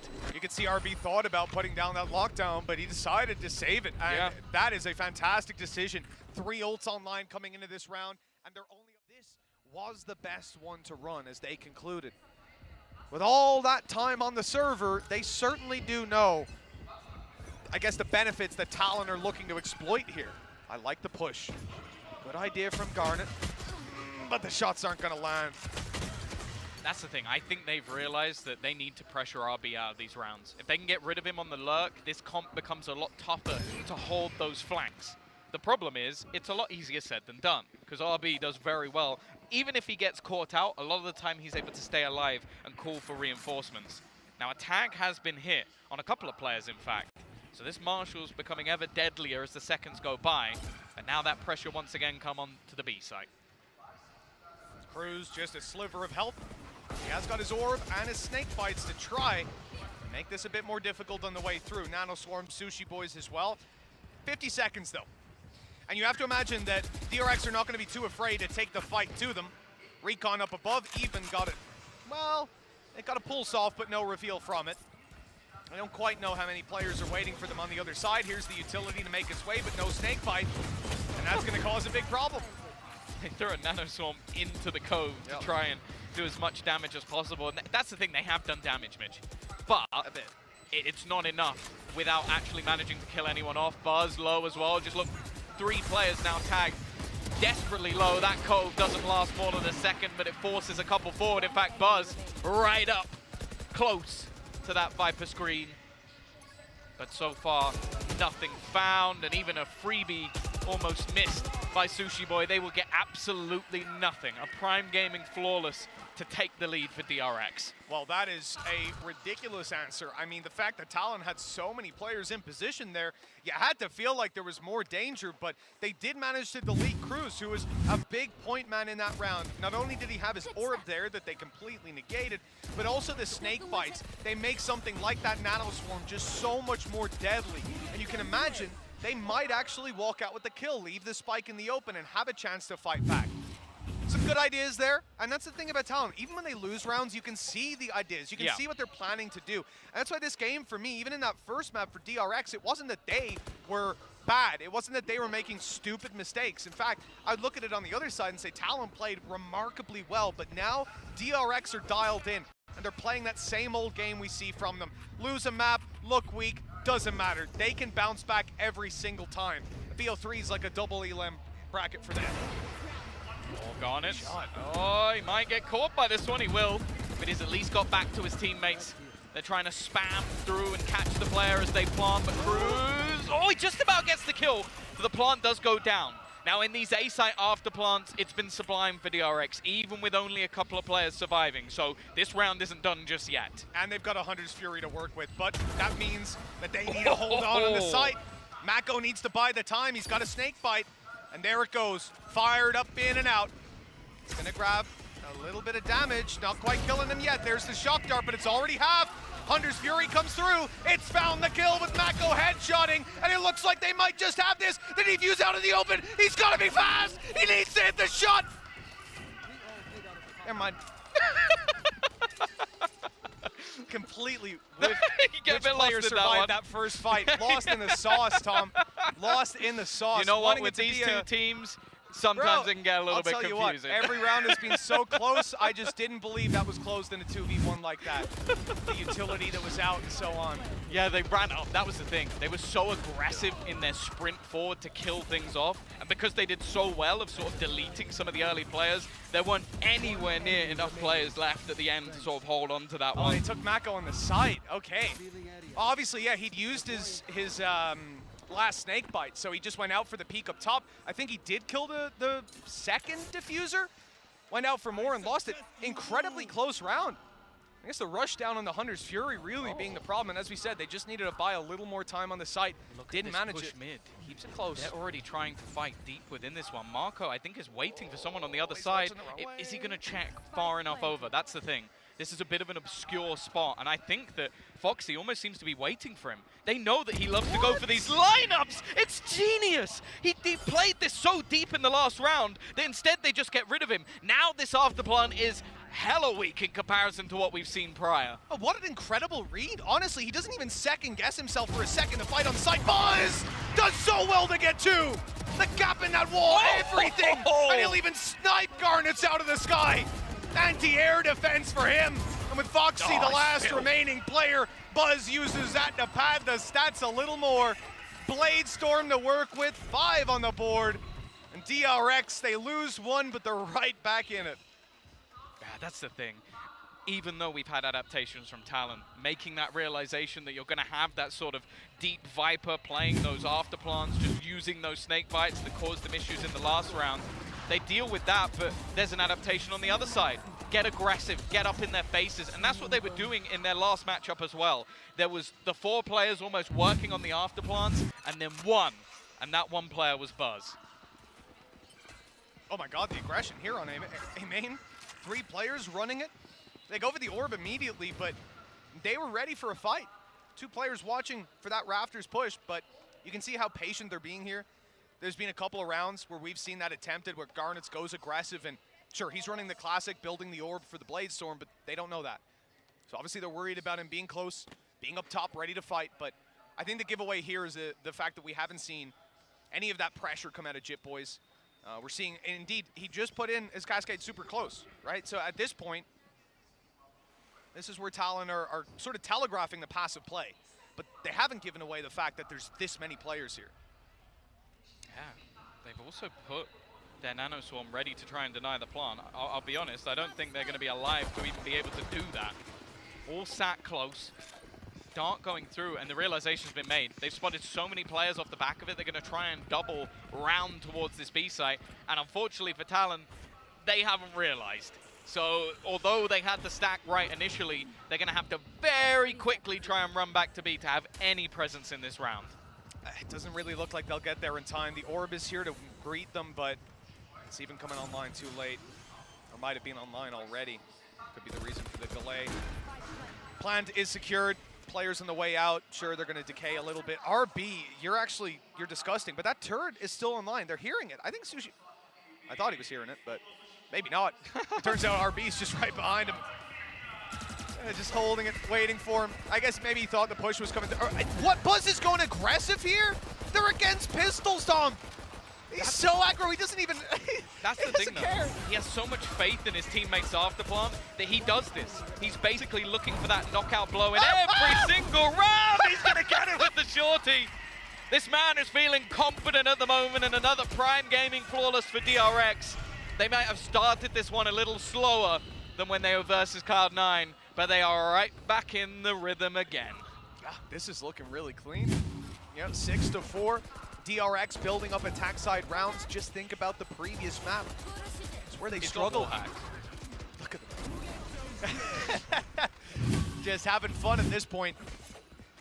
But look, TALON have done well to secure 4. The problem is, this is, in my opinion, their better half. The attack side, I expect to struggle. They're attacking with a comp that DRX are intimately familiar with, that they're pioneering.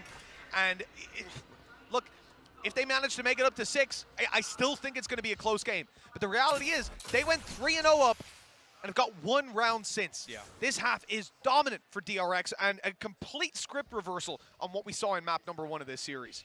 Yeah, again, we still don't really know where this comp sits overall. It's possible that there is a heavy attack side lean and they're doing a decent job, but ultimately, I don't think DRX would be as confident going into it if it had such fatal flaws. And again, we're going to see this combination of that cascade and the Viper screen to create a little pocket of space. The Cove's still available, but there's spams coming through, wanting to try and deal with someone at least, and instead, There we go. they have themselves that plant, and by the looks of it, they'll have a free fallback. Managed to get rid of the Nano Swarm, avoiding a lot of the danger. Foxy again! Just such patience on display. It's unreal. This time, definitely here in the turret. That info could have been crucial. In fact, nothing to be found, and Cruz is caught off guard. Oh, Yeah, DRX are right back in. Yeah, it leaves Garnet and that rotation, but they're still sat back, waiting. Another snake bite going down, leaves invulnerable. A bullet or two will do the job, and DRX again showing how deadly their afterplants have been. They lose that flanker of RB, but Marco is so quick to adapt and make sure that they're not caught out. And unfortunately, I don't want to blame a Hunter's Fury, but that gets a tag or two. Yeah. It just didn't really connect. 7 out of the last 8 rounds have gone to DRX. Talon, trying to even recall what it feels like to win a round. They need this one. Look, their attacks, they've struggled. And here on Icebox, with this comp, I don't know. Maybe we can have more faith in them. Maybe they'll pull something crazy out and show us a level of mastery that not even DRX have hit with this composition. But right now, it's looking scary. 7 of the last 8 rounds, 1 to play for. Cruz inside of that orb, looking for the kill, and he's dead. Okay, Buzz doesn't get anything. Foxy, alongside Garnet, has found a couple, and they've got their lockdown in. RB now left alone, normally on the lurk, but he's going to have to fall back. He hits a nice shot, but they at least recover. A huge round from Garnet to give them that 5th round, and honestly, Mitch has said, we know this comp can work on the attack. We know that they've been pretty solid in their pistol rounds. The question will be for me now, can DRX prove to us that this comp still works defensively? 25 HP between those last 2 players, Tom. Sales, I'd love to see what they can manage to do, but as you're seeing there, no stranger to a 3rd map. Every series they've played at this event has gone the distance. Yeah, it's not been clean for DRX, but this composition has been one that they've proven to beat the very best. They took down El Diablo, now they've got a team within their own league from Pacific to try and close this out and head their way into the semifinals. We already know they're good against the devil they don't know, and now it's the devil they do. Talon with 5 rounds on the board, mounting their attack. This has been the difficult part of the series for them so far, and they're starting this one with a deficit. The pistol would mean everything to them. The Viper wall in play, already set on the floor. DRX are very much expecting the push to come through here. 2 players watching it. This opening fight's everything. Yeah, they've gone heavy on the Sheriffs, clearly expecting some ranged fights when it comes to Talon. One of them on Sushi Boy as well, so he's not going to have much post-plant utility to play with.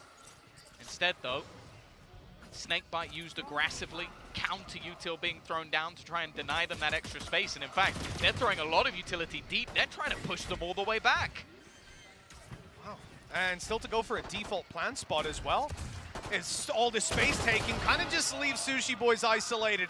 Almost got a reward for his trouble, but instead, a 5 versus 4 retake to be mounted. DRX, though, a lot of players are low HP here. Could cause some problems for them on the way through. Look how easy it was to take down 1. And the numbers, okay, they don't stay in their favor forever. That diffuse underway, and they haven't noticed the Cove is up. They're gonna swing in way too late. Diffuse already done. Yeah, it started all right. That was the thing. I don't mind the idea. Taking much deeper control with that high tide, even saved the Cove to make an awkward spot for the players to try and push back into. But I just don't even think they heard the diffuse. I think it started coming through with no one even realizing. And because of that, so late on the swing, players just guarding that spike. And a decent round again from RB. He's been having a fantastic series. I remember talking about this man in the past of like, is he the person to go to allow space for Buzz to be more of that duelist? Well, he just needed some time, it seems. Adapted his own game, and now a critical part of DRX. Oh, hello. He's come very quickly around. Is that a Neon Fox he's playing? It's got a different skin on it. Straight up and into this fight, and, well, I think he's going to lose his life in a second, but, you know, he has certainly found them the space to get this spike planted. Only problem now is the spams that could come through on the other side. The snake bite's already in, and that is devastating. Well, there we go. Eventually, seemingly more of the same. Nice couple of shots, and they're expecting Sushi Boy now. Spotted him in mid, trapped in the corner, spike down on the ground and not planted. If he can get anything from this, that would be a huge success. And he's at least got the information here that the turret's playing in kitchen. This is something that Talon did on their defense, so it's not a big surprise or anything. We've seen that utility shift around in the past. It might just be something for them to look to take out not really in the early round, more so in the mid round.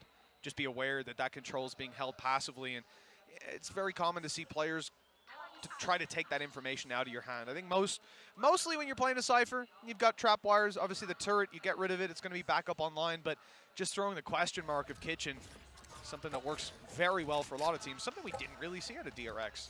I'd actually even thinking, did they ever go kitchen once? I don't think they did. No, I can't see like an attacker heat map. It might be the only team I've seen that just refuses to play that part of the map. Yeah, they maybe had an aggressive dash through under the tube, but no, yeah. I don't think they had much else. Here we go, though. This has been the bread and butter of this comp. Garnet, I think he's actually missed where he was hoping to get up to. Has to do it a little bit later, and because of that, they're ready. Good trade, though, from Jip Boy, but again, the spike now on the ground, the stinger doing the work. And while the rest of the team were probably hoping to end up in an afterplant, the Cove already being used, and because of that, this is now becoming a very difficult round for Talon. I mean, they've still got a minute, but it's the spike position that's just so damning. Even if they wait, there's no way the DRX are going to rotate to the other side of the map. You can hope to catch them as they reposition, but I mean, you even start to worry about a flank at this point. I don't think Sushi Boy still has his turret up. Good kill. Shock Dart was on as well. Stacks running through, caught from up above, and that is clean. The close to the round that puts Talon on 6. But it's not like DRX are going to be slowing down. They're right back into a bye. Yeah, that could have been a hell of a lot worse. It absolutely in a 3v3 scenario, they're fairly patient, calm, and I think it was actually just the one kill coming through from Cruz that made quite a bit of the difference. This frag here turned the tide a little bit. Still 9-6, and that wasn't a full investment. That still had stingers, that still had some weaker weaponry, and now the rifles come up for DRX as well. However, Jip Boys has been farming orbs, so they are going to have themselves their own online in the form of the Reckoning. Actually seeing practically nobody on this A site from DRX. You have to kind of imagine they're expecting that Reckoning, and there it goes right away. Now, what's the response, Tom? You've left the A site completely. Looks like they've got free control. It's not even tagged a single player, so their response has been to push mid. 3 players gone down, 2 leading the charge, and it's Cruz who has to hold strong. Good trade to start. And there's still a second player here. That shouldn't be expected, but it is spotted. With Mako falling, now DRX are in trouble. Yeah, they did really well. The fact is, the plan from DRX was a solid one. Get in fast on that flank, expecting where the ultimate will come through. But the fact is, what Talon did, they didn't do what a lot of teams do, which is, okay, let's fight on both fronts. Let's try and be greedy, hold the control. They know with the plant that they have, they can sit deep. So what do? They all go together, fight the backline, then they can go back if needed and fight the players on the site. It's a smart adaptation, it's quick thinking, and ultimately it's what won them the round. One more on the board, and the gap closes yet again. Saving these weapons seems to be a certainty. Not quite enough time for them to get into a position to drop one. So, we will end up with a decent economy over on that Talon side. They're comfortably bought, they're sitting pretty, and their ultimates are starting to come online. Very good spot to play from it for them. DRX, on the other hand, they've got what they saved, and I don't think they'll have much more. That's a big blow in that round. A triple flank. spot the first, trade it out one by one. You really think at that point that you have the player Mako behind enemy lines, but it just so happened that Jipoys was in the middle of checking that spot for the Jet and went, oh, there's someone else here, guys. I'll take that kill nice and easy. Well, couple of rifles, a Blade Storm now for Buzz. They've managed to at least bring this round a little bit more into contention. The problem is Marco has nothing. He is sat back. His whole job is to delay, and Stacks as well really doesn't have anything to play with. They have been able to go for a fast rotation, but this is all a ruse. They've used the screen and are starting to put that pressure onto Buzz. An initial tag, but only one player spotted. And that one player being the Lurk means that they're not going to pull a rotation just yet. Yeah, there's no reason to suspect, especially with how prominent that Killjoy position around A, having your turret or your alarm bot for mid, it's very common. But now they're starting to realize there might be a few more players here. We're down to just one blade.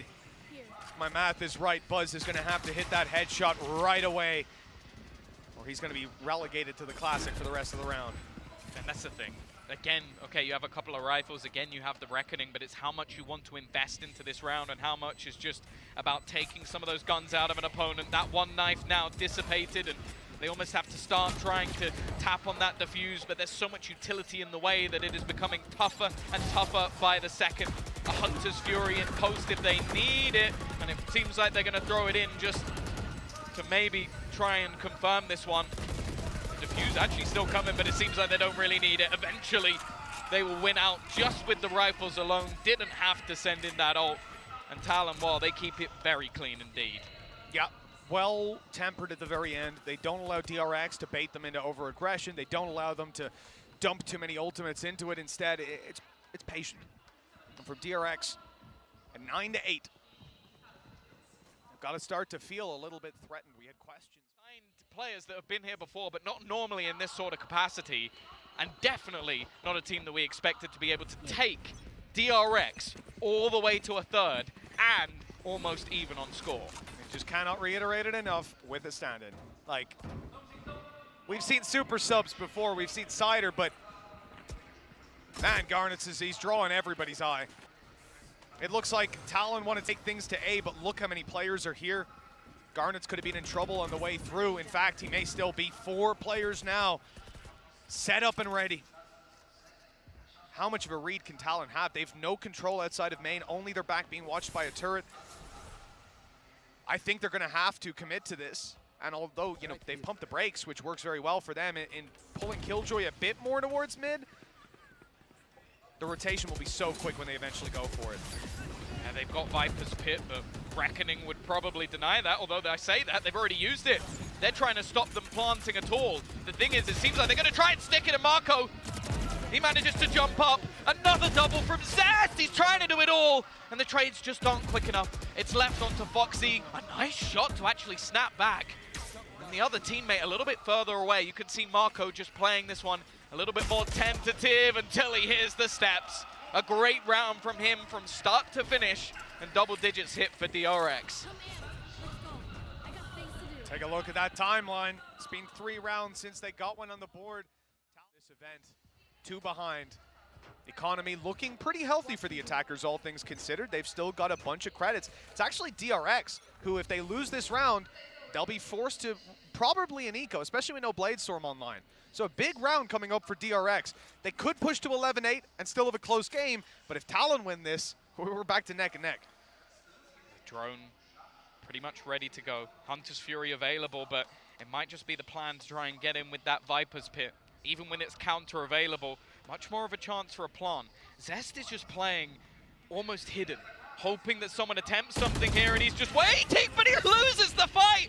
Across the rope goes Sushi Boy, and Marco, this time, he's gonna get traded as well. Well, a trade good enough a lot of the time. Sushi Boys goes down, and Cruz trades it. A brave play to step out of that Viper's Pit, but in the end, it's left them with the advantage, a huge advantage, in fact, to play with. With the plant down, the pit to cover, and a completely unknown Foxy just roaming around. 2 snake bites, 2 shock darts. The win conditions are just completely ticked here for Talon, and DRX have realized that. But that's the thing, he used the Hunter's Fury just to deny the lockdown on the other side. making sure that they had themselves that execution onto the site. And I'll say Zest, I'll be honest, a little bit unlucky. He had a good read there, was ready to try and deny the plant, but this time they were ready and watching for somebody to be around. And, well, obviously being able to get a kill on the ropes will help you out quite a bit. Yeah, it's not too bad.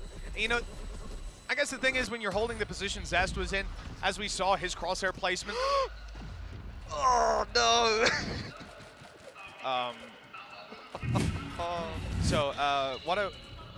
What I was gonna say was, yeah. They've got money, it's fine. They've got cash. We said they were looking healthy. It's fine. You know, it is what it is. Don't get an ult dorm if you do that, just because I've heard people say that before. But you know, that's not been a thing since 2020. Maybe he hasn't read the patch notes in 2 years. Yeah, we can figure it out. It's a little mistake. Yeah. Listen, the reality is, yeah, when you're in the position Zest was in, he's holding for head height down below. He's expecting a normal push.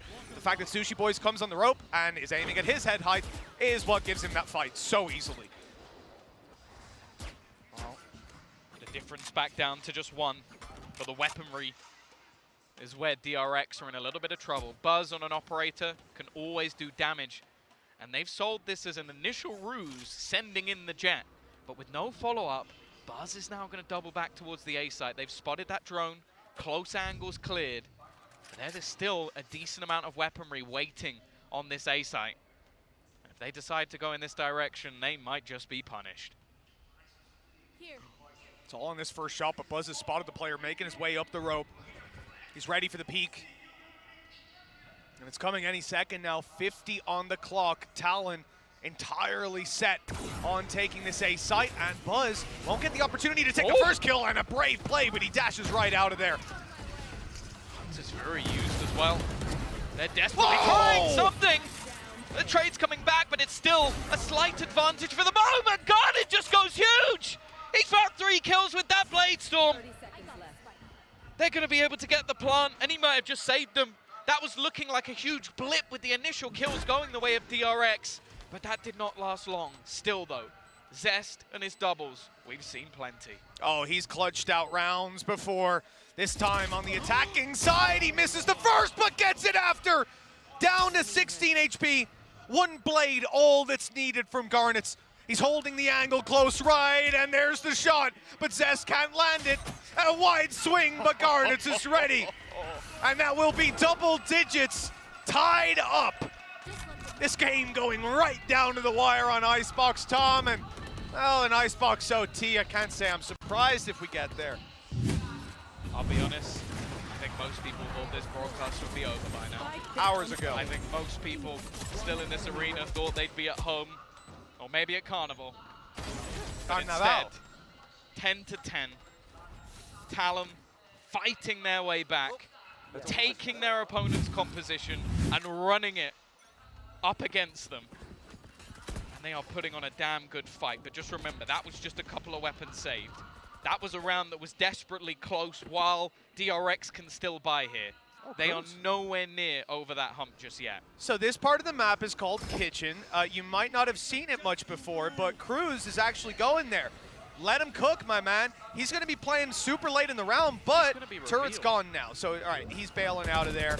Not really done too much, but RB, he got rid of the turret and took the gun himself right into the site, and he's still going. Making his way through his teammates' pit, clearing it piece by piece and grabbing the information. They're leaving. Stop the flank, Buzz. There's no need to continue moving forward. Instead, he sits in this spot, listening, waiting to grab the info, waiting to punish that rotation. They are taking it through middle, though, at least. So they'll bypass him, bypass the pit. And in fact, the fight may be Stax's. Yeah, they're going to be able to get fairly far forward. Cruz, just hoping that someone gives him a fight, gives them something into this round, but the realization has to be had eventually. The problem is with 2 players in the pit, they won't actually know until they've pushed through. And just trying to get any form of battle, it seems like it's just going to be played as a retake. The dart, not going to catch, but it will buy a little bit of extra time. And they know exactly where it's been planted for. They know that turret was taken out earlier on. The kitchen is exposed, and they're watching it. You can see Stax passively sat in the corner. That position catches Foxy off guard completely. Stax just takes command of the round for DRX. And the lead is once again in their hands. This Korean squad is here to play.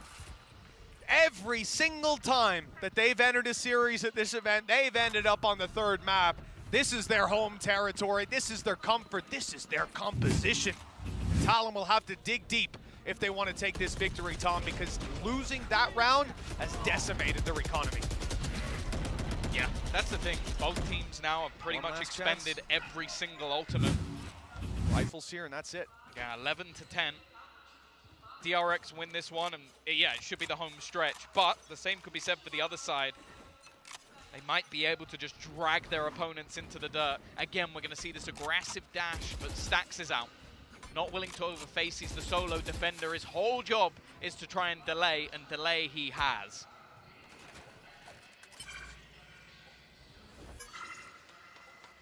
Well, the rotations from DRX come slowly, but it does mean Buzz is here to help out. That second player, we're expecting the dash out of Garnets for back yellow. They'll take the space and fight for it after. Stax wants to make them pay on the way through. Usually when that recon goes out is when the dash has been coming through, but TALON off pace a little bit in this round. Instead, looking to actually take a fight. They want to punish some of these duels, but DRX are being patient. By the time they eventually make those peaks happen, well, I was going to say the spike might be down, but no, this isn't a commitment. I don't think TALON even... I want to say they don't want to go B. They've so many players here, but I think they're trying to bait a rotation or a flank from A. That's what it looks like. Well, actually, you start to see some of the players on DRX moving back. I think they expected it to be a fake at this stage, almost doubling around as they're going to get towards the site. Finally, Buzz low, and he's going to swing back into an opponent. They've somehow, with their patience alone, found themselves an opener. Stax very quick to respond, though.